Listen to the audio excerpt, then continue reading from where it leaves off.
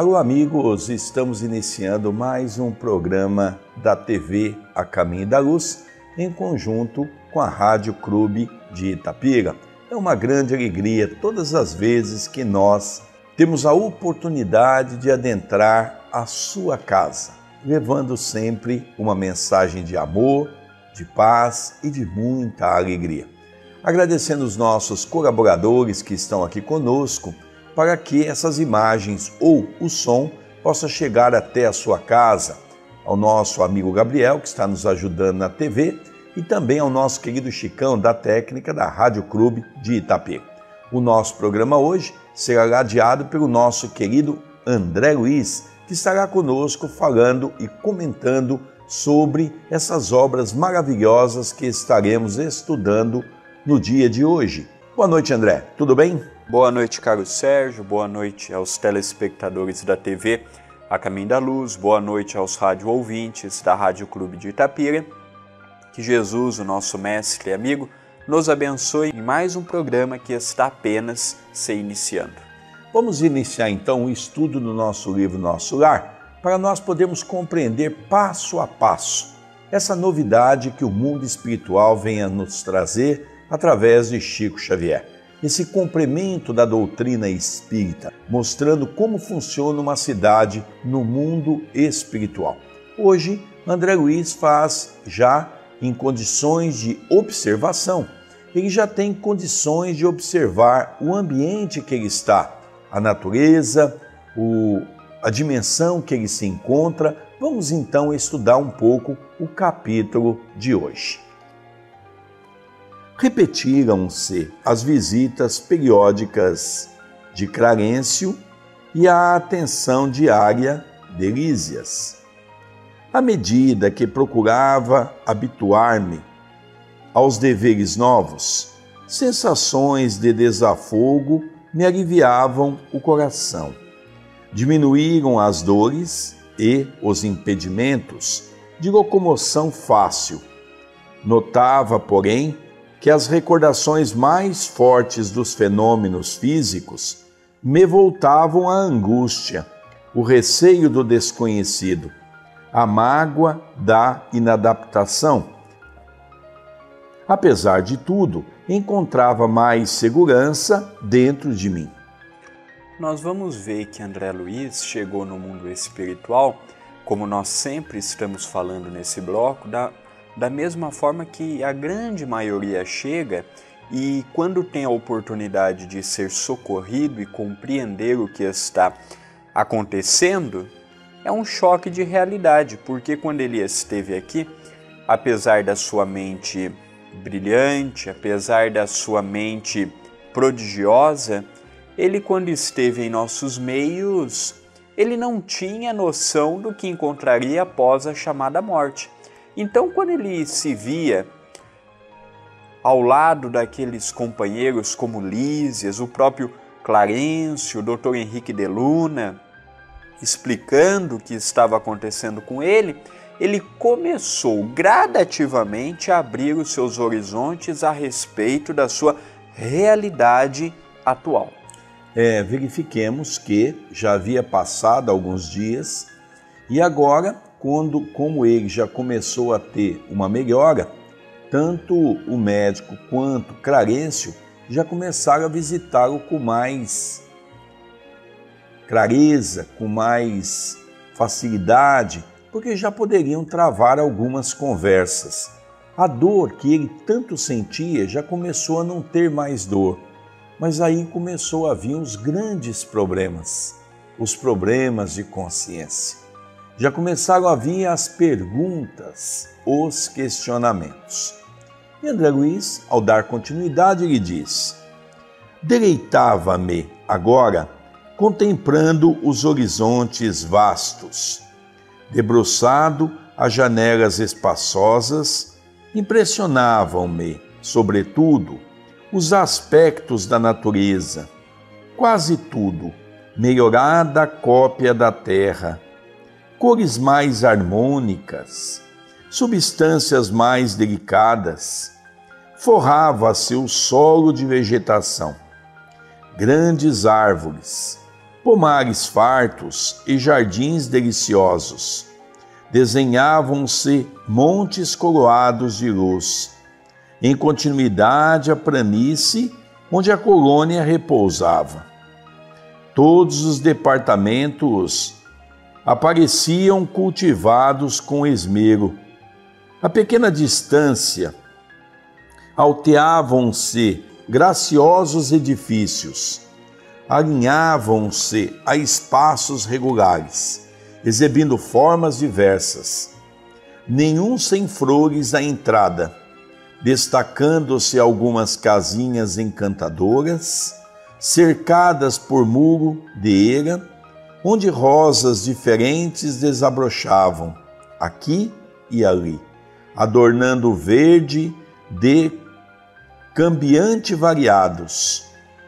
Aves de plumagens policromas cruzavam os ares e de quando em quando pousavam agrupada nas torres muito alvas a se erguerem retilíneas, lembrando lírios gigantescos rumo ao céu.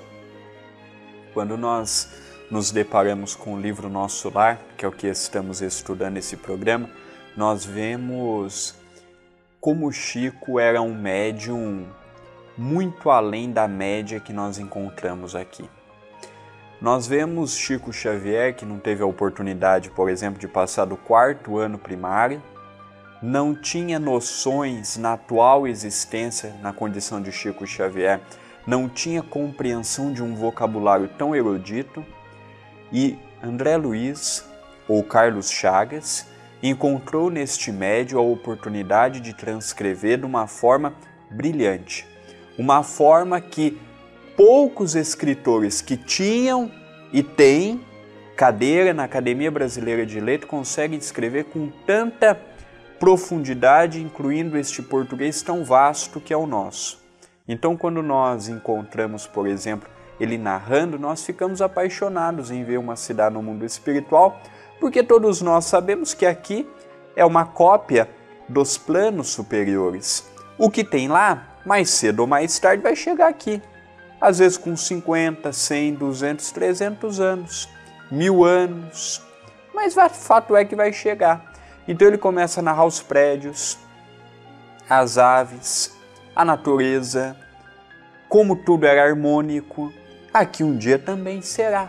É evidente que para ter um mundo melhor, necessita-se automaticamente que cada um de nós, sem exceção, faça a sua parte. Eu gostaria também, André, dessa colocação que você fez de Chico Xavier, eu gostaria também de relembrar que eu acredito piamente que Chico Xavier foi a reencarnação de Allan Kardec.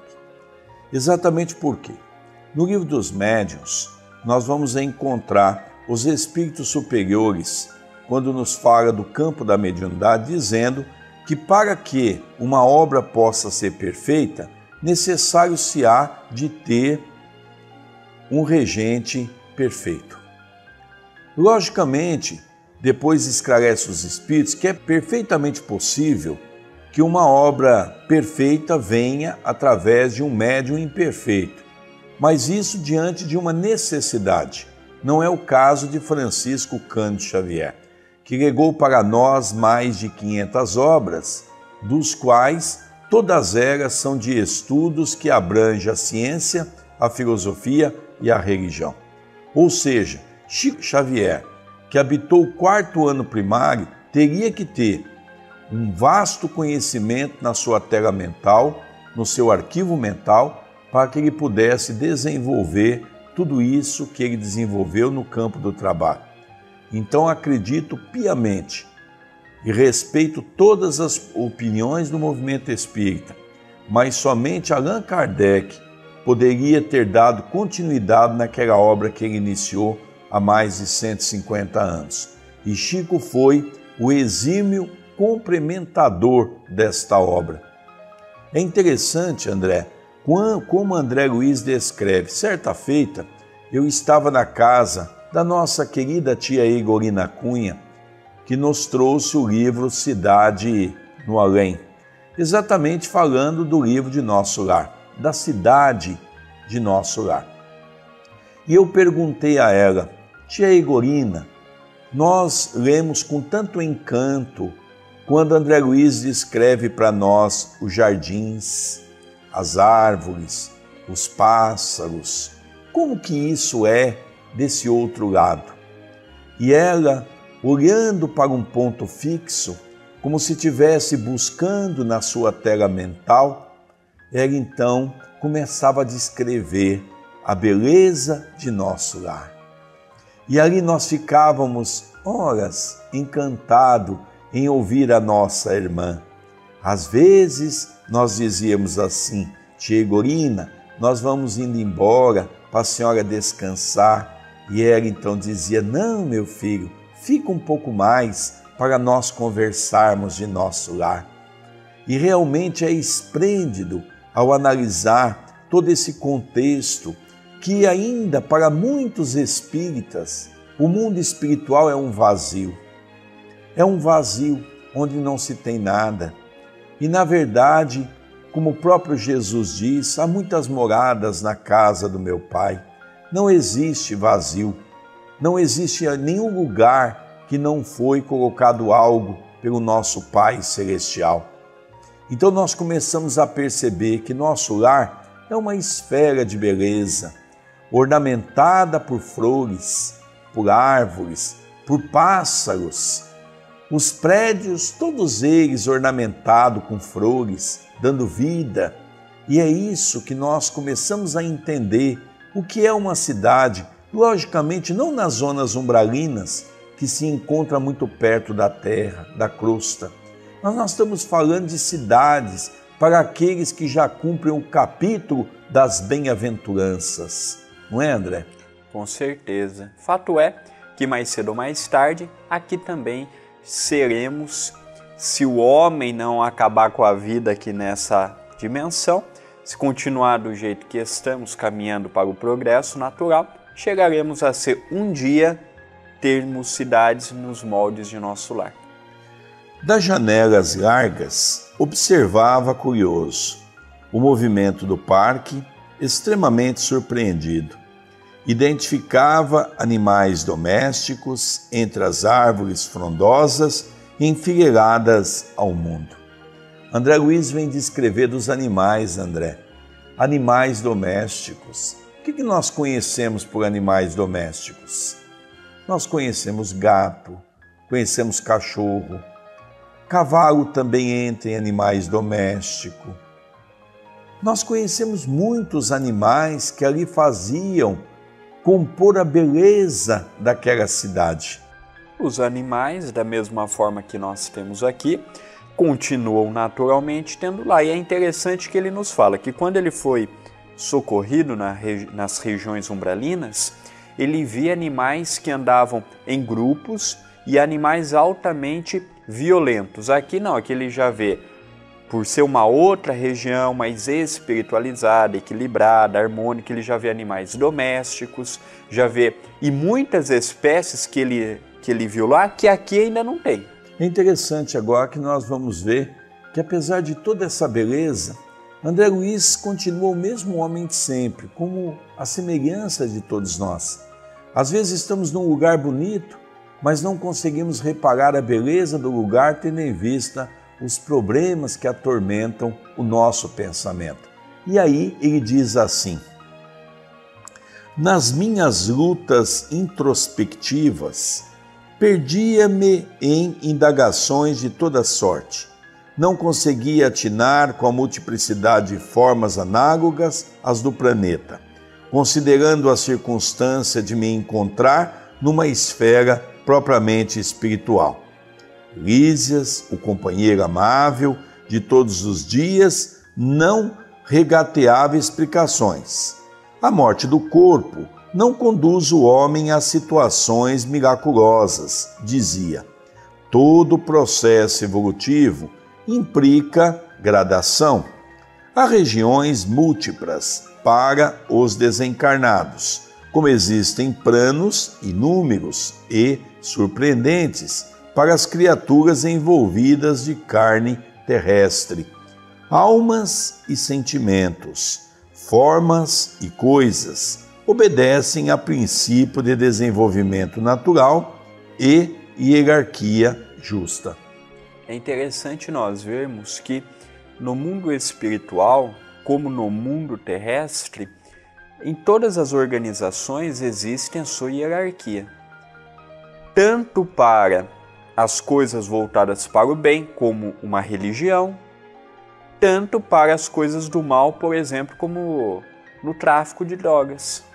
São altamente disciplinados, com uma hierarquia, em que cada um tem o seu papel. No mundo espiritual, nós muitas vezes imaginamos que vamos desencarnar e não vamos ter que prestar contas, não vamos ter que dar satisfação, vamos continuar do outro lado a ter uma vida da mesma forma que temos aqui, com uma condição: se chegarmos lúcidos do outro lado.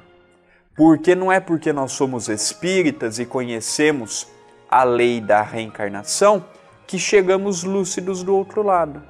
Quantos são os espíritas que desencarnam de uma forma terrível por saber o que era para ter realizado e feito e não fez? Eu gostaria também de fazer uma colocação que muito me chamou a atenção quando André Luiz fala, por exemplo, dos planos inúmeros e surpreendentes para as criaturas envolvidas na carne terrestre.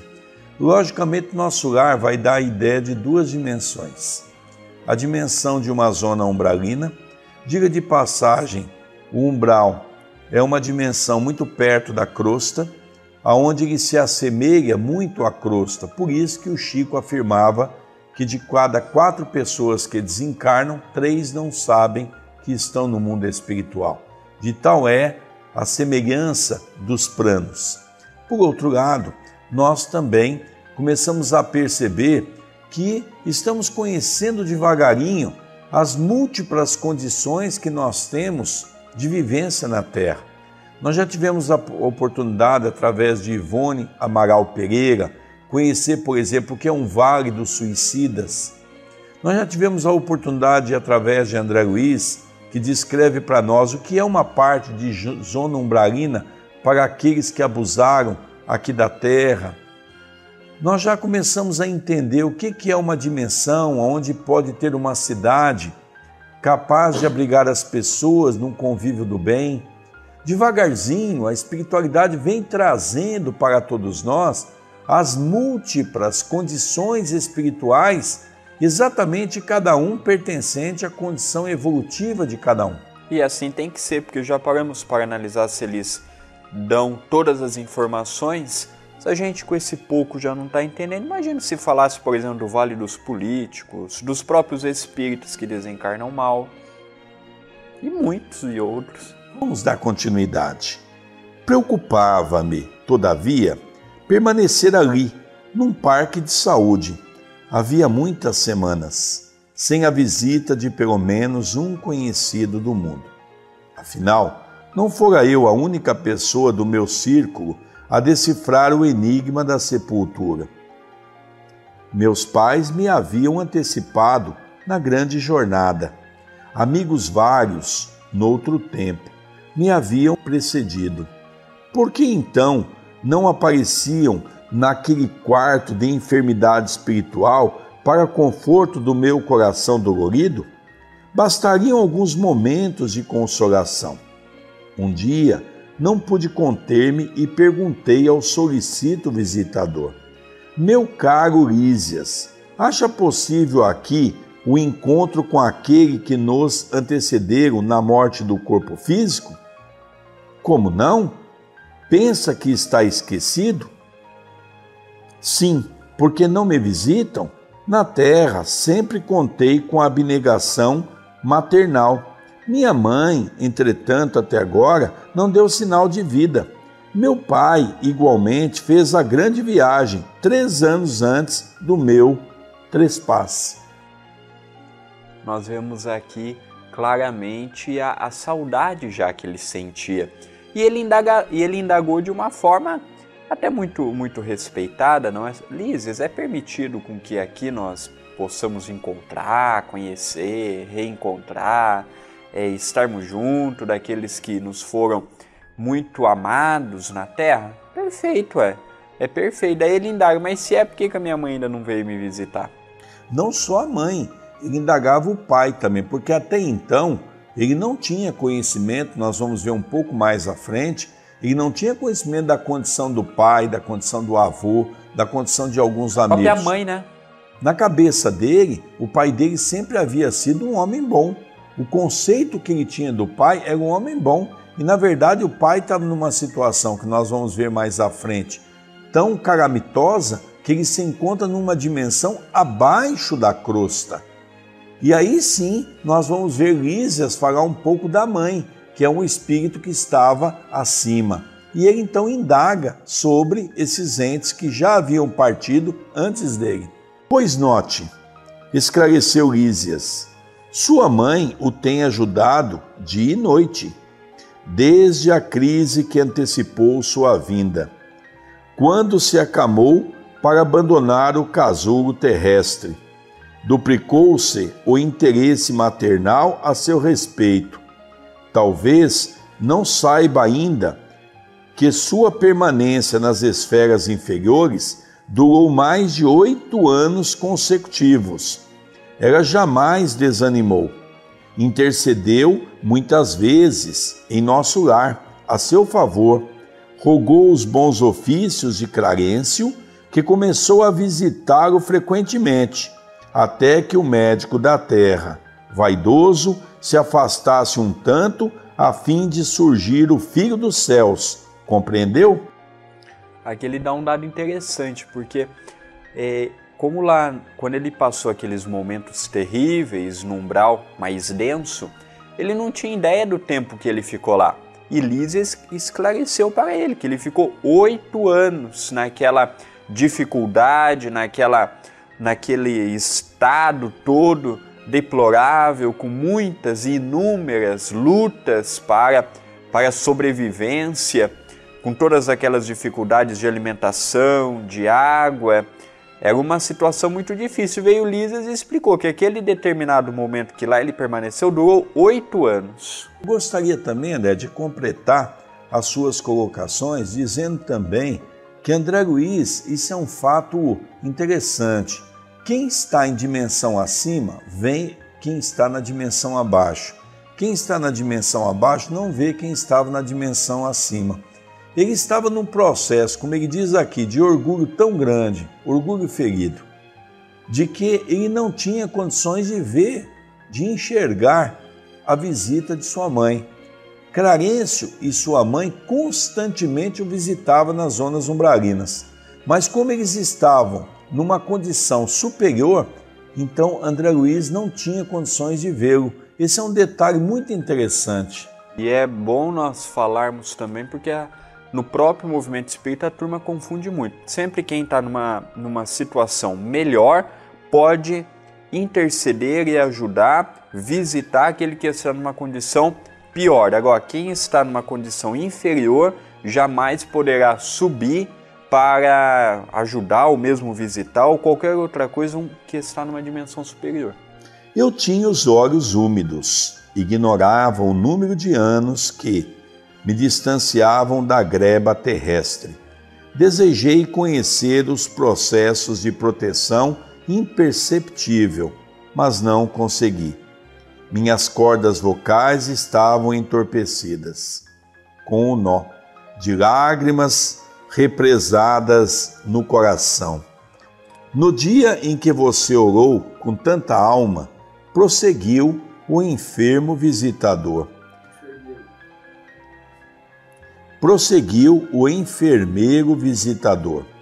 Quando compreendeu que tudo no universo pertence ao Pai sublime, seu pranto era diferente.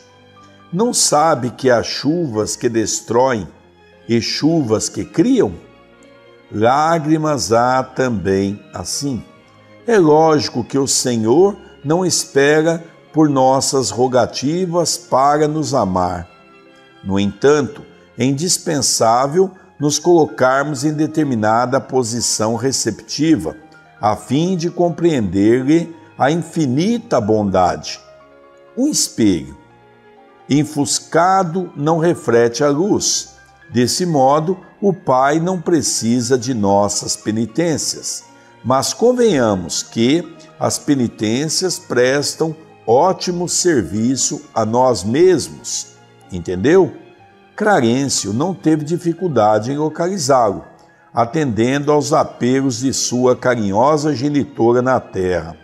Você, porém, demorou muito a encontrar Clarencio, e quando sua mãezinha soube que o filho havia rasgado os véus escuros com o auxílio da oração, chorou de alegria, segundo me contaram. É interessante que André Luiz começou gradativamente a ir tendo uma noção do que estava acontecendo. Porque na cabeça dele, a mãe dele abandonou ele, o pai dele abandonou ele, todo mundo abandonou ele, e na verdade ninguém abandonou ele. Na verdade, nós vamos ver mais para frente, seu pai não pôde ajudar porque não está em condição nem de ajudar a si próprio, quanto mais ajudar, não sabe nem o que está acontecendo com ele. De tal deplorável é a situação. Sua mãe fez de tudo que estava ao seu alcance. Pediu a Clarencio que intercedesse pelo seu filho amado, mas enquanto André Luiz não pediu ajuda, enquanto André Luiz não lembrou da prece, da oração, enquanto André Luiz não pediu a favor de si próprio, deixando momentaneamente o seu orgulho de lado, ele ficou 8 anos sofrendo. É por isso, André, que nós vemos um fato interessante. Eu gosto muito de chamar a atenção, principalmente nós que somos dirigentes espíritas, que presidimos casa espírita. É comum as pessoas ligarem para a nossa casa, as pessoas nos encontrar nas ruas ou em qualquer loja comercial e as pessoas sempre dizem assim: você no centro não faz uma prece para mim, para o meu pai, para minha mãe, para a esposa, para o filho, para o meu cachorro, para o meu gato? É comum as pessoas pedirem prece. Antigamente nós víamos que as religiões tradicionalistas têm esse hábito de fazer cultos para aqueles que pedem, logicamente sobre a condição de uma vasta contribuição financeira. Mas nós espíritas não enganamos ninguém. Não adianta nós fazermos prece por alguém se esse alguém não ora por ele mesmo. Não adianta querer ajudar alguém se alguém não quer ser ajudado. Para mim, esse capítulo se resume nisso, é a prece, a condição que nos dá para chegarmos a Jesus, que é o nosso governador espiritual.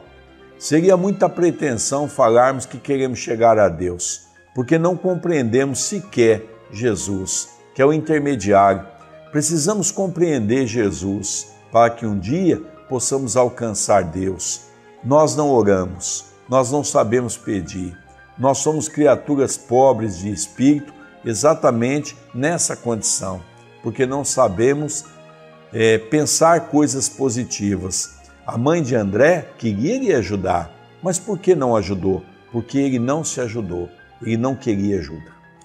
Infelizmente, teve que sofrer durante alguns anos para que pudesse mais tarde ser socorrido e ser amparado. Onde está minha mãe? Exclamei por fim. Se me é permitido, quero vê-la, abraçá-la, ajoelhar-me a seus pés. Não vive em nosso lar, esclareceu Lísias. Habita esferas mais altas, onde trabalha não somente por você.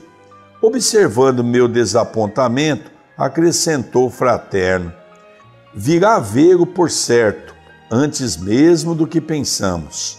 Quando alguém deseja algo ardentemente, já se encontra a caminho da realização.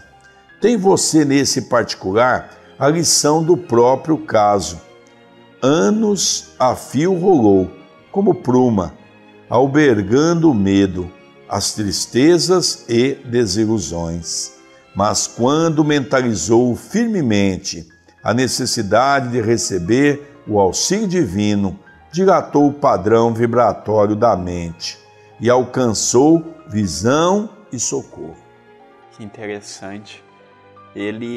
Lísias começa a abrir o horizonte dele, mostrando exatamente Porque qual que era a intenção de André Luiz? Quando ele estava encarnado na condição de Carlos Chagas, ele tinha de tudo e na hora que ele queria. Então, se ele queria alguma coisa naquele momento, era realizado. Por quê? Porque era um homem rico, tinha influência, tinha um nome que pesava muito. Quando ele chegou na cidade Nosso Lar, ele pensou que ele também iria ter as suas realizações na hora que ele queria. E passou a ver que não é assim, tudo tem o seu momento. Outra coisa também interessante que eu gostaria de chamar a atenção é que foi a primeira vez que André Luiz debruçou a janela. Até então ele andava só escorado ou acompanhado. É interessante nós começarmos a perceber que André Luiz está tendo uma carga de informações que com certeza nós não conhecemos na Terra.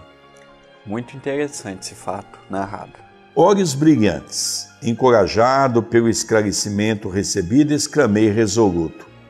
Desejarei então com todas as minhas forças, era virá, igual criança, quando tem a certeza que estará sendo visitada por um ente querido.